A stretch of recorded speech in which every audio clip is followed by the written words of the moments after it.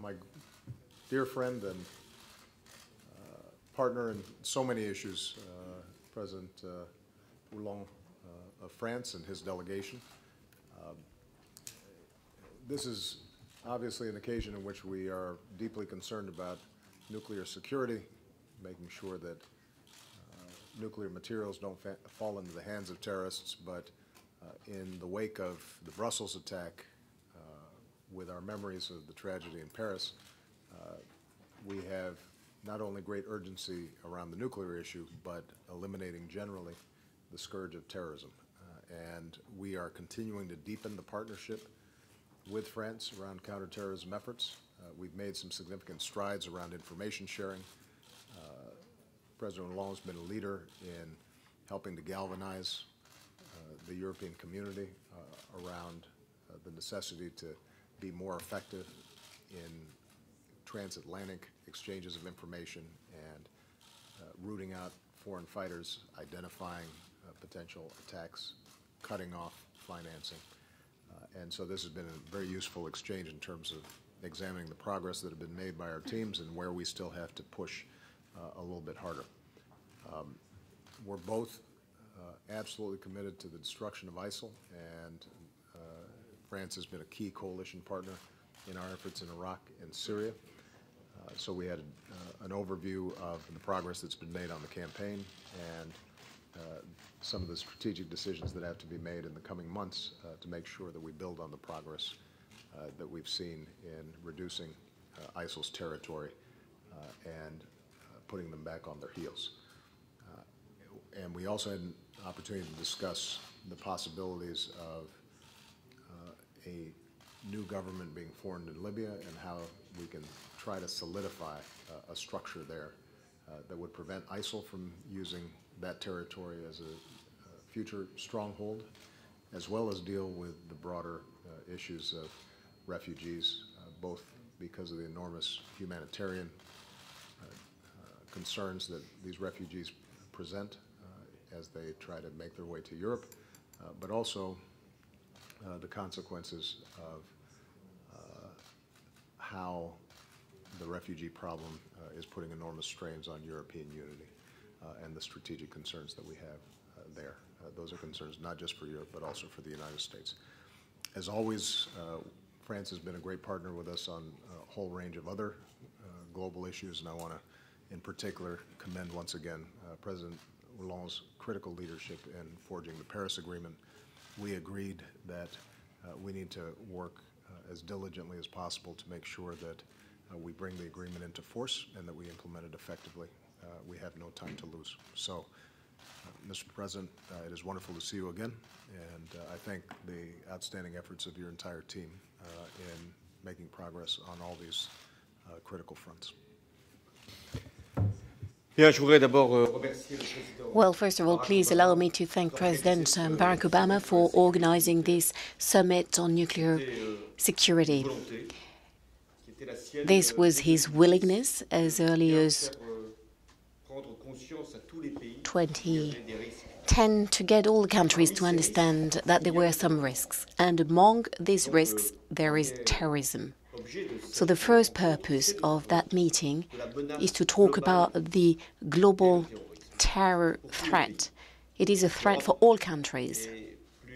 Europe has been hit more, given that it is also the target of the terrorists and ISIS. We've seen it in Paris last year, as well as in Brussels, and together with President Obama, we worked on coordinating further our commitments, our organizations, our services, when it comes to fighting against these terrorists. We are also making sure that between Europe and the United States, there can be a very high-level coordination. But we're also well aware that the roots of terrorism. Et nous devons agir en Irak et en Syrie. C'est ce que nous faisons dans le cadre de la coalition.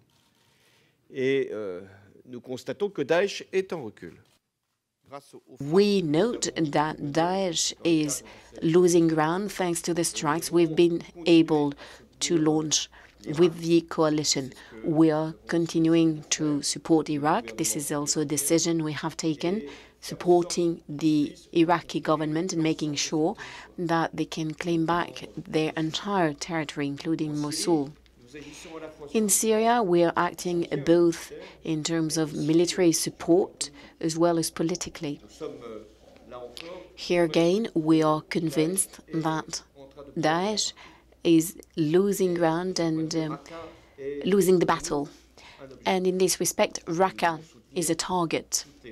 And we shall support all the forces, and I have in mind in particular the Arab forces as well as the Kurd forces, which are acting to that end. There's also politically the need to make sure that the truce which has been obtained, the truce which is being complied with so far, is also at the service of a political transition and a negotiation that shall involve all the stakeholders, and we will have an opportunity to talk to a number of governments or heads of state of this region. But it is clear that this transition should not lead to reproducing the very same cause of the crisis of the war in Syria. And here again, this is our goal, the goal of another government, another regime for the future of Syria. Lastly, we talked about Libya.